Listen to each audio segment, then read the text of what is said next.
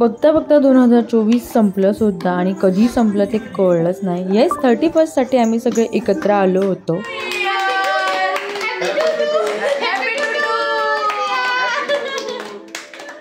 अचानक आणि भयानक असा आमचा 31st प्लॅन झाला आणि आम्ही सगळे एकत्र आलो आणि येस आम्ही छान डिनर एन्जॉय केलं. त्यानंतर आम्ही एक्झॅक्ट 12 वाजता केक कटिंग केलं आणि एकमेकांना हॅपी न्यू इयर विश केलं. आणि येस, बाहेर खूप सुंदर वातावरण होतं. जिकडे तिकडे फटाके वगैरे फोडून लोक सेलिब्रेशन करत होती न्यू इयरचं.